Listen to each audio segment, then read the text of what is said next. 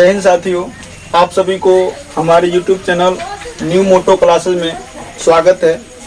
आज हम कक्षा 10वीं विज्ञान के बारे में बात करेंगे और यहाँ पे इस चैनल पे आप लोगों को कक्षा 10 के विज्ञान से संबंधित कंप्लीट कोर्स आप लोगों को प्रोवाइड कराया जाएगा।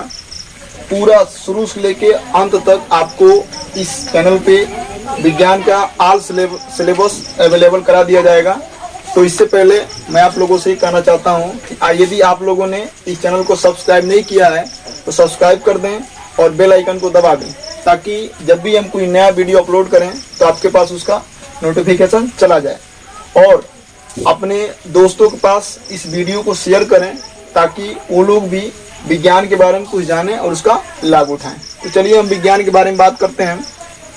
तो विज्ञान शुरू करने से पहले आप लोगों को विज्ञान के बारे में जानना पड़ेगा कि वास्तव में विज्ञान होता क्या है। तो देखो, आप लोग तो पहले से विज्ञान के बारे में कुछ जानते होंगे, लेकिन मैं उसको एक बार फिर बता देना चाहता हूँ कि यदि विज्ञान के शाब्दिक अर्थ की बात किया जाए तो विज्ञान का मतलब, उसका शाब्दिक तोड़ें विज्ञान को, तो होता है बी प्लस ज्ञान। बी से होता है विशेष और ज्ञान का अर्थ होता है नॉलेज, यानी किसी वस्तु के बारे में विशेष ज्ञान को ही विज्ञान कहते हैं। किसी वस्तु के बारे में विशेष ज्ञान को ही विज्ञान कहते हैं। और जब आपसे कोई विज्ञान का शाब्दिक अर्थ पूछे तो विज्ञान का शाब्दिक अर्थ होता है किसी वस्तु के बारे में विशेष ज्ञान को ही विज्ञान कहते हैं। ये विज्ञान का शाब्दिक अर्थ है। लेकिन आपसे कोई विज्ञान की परिभाषा पूछे तो परिभाषा होता है किसी वस्तु के बारे में सुव्यवस्थित, सुसंगठित एवं क्रमबद्ध ज्ञान को ही विज्ञान कहते हैं। यह विज्ञान का परिभाषा है। क्योंकि विज्ञान जो होता है पूरे ब्रह्मांड के बारे में बताता है। यहाँ पे एक छोटी से छोटी चीजों से लेकर और बड़ी से बड़ी चीजों के बारे में विज्ञान में बताया जाता है। तो उसका दायरा बहुत ज्यादा हो जाता है। इसलिए वैज्ञानिकों ने विज्ञान को समझने के लिए इसको 3 भागों में विभाजित किया, यानी विज्ञान का 3 पार्ट बनाया गया। पहला इसका पार्ट है भौतिक विज्ञान, जिसे हम अंग्रेजी में कहते हैं फिजिक्स। फिजिक्स को हिंदी में कहते हैं भौतिक विज्ञान और भौतिक विज्ञान को अंग्रेजी में कहते हैं फिजिक्स। ठीक है।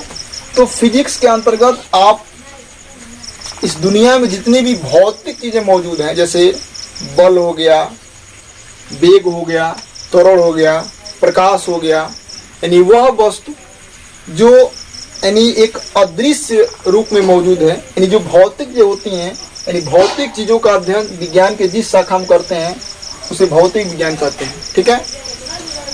इसका अगला पार्ट है रसायन विज्ञान, यानी विज्ञान की वह शाखा जिसके अंतर्गत रासायनिक वस्तुओं का अध्ययन करते हैं, रसायन विज्ञान कहलाता है। इसका अंग्रेजी होता है केमिस्ट्री। और इसका तीसरा जो पार्ट होता है, थर्ड पार्ट, वह होता है जीव विज्ञान, यानी विज्ञान की वह शाखा जिसके अंतर्गत हम सजीवों का अध्ययन करते हैं, जीव विज्ञान कहलाता है। क्योंकि आगे चल के यह जीव विज्ञान को 2 भागों में बांट दिया गया, पहला जंतु विज्ञान और दूसरा वनस्पति विज्ञान।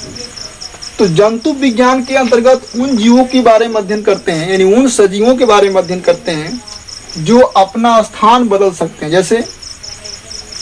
जैसे जानवर हो गए, इंसान हो गए, कीड़े मकोड़े, यानी जो एक जगह से दूसरे जगह तक मतलब अपना स्थान बदलते रहते हैं, उनका जो अध्ययन करते हैं वो जंतु विज्ञान के अंतर्गत करते हैं। और वनस्पति विज्ञान के अंतर्गत उन सजीवों का अध्ययन करते हैं जो समय के साथ अपना स्थान बदल नहीं सकते हैं। जैसे पेड़ हो गए, पेड़ जहाँ से उगता है, बड़ा हो जाता है और वहीं पे सूख जाता है, खत्म हो जाता है, क्या कभी वो अपना स्थान बदलता है? नहीं बदलता है। तो उसके यानी वनस्पति विज्ञान के अंतर्गत हम पेड़ पौधों के बारे में अध्ययन करते हैं। ठीक है। तो यह हो गया विज्ञान के बारे में आपको कंप्लीट जानकारी। पहला आप लोगों ने क्या क्या सीखा? पहला विज्ञान का शाब्दिक अर्थ, किसी वस्तु के बारे में विशेष ज्ञान को ही विज्ञान कहते हैं। यदि आपसे कोई इसका परिभाषा पूछ ले तो इसका परिभाषा क्या होगा? किसी वस्तु के बारे में सुव्यवस्थित, सुसंगठित एवं क्रमबद्ध ज्ञान को ही विज्ञान कहते हैं।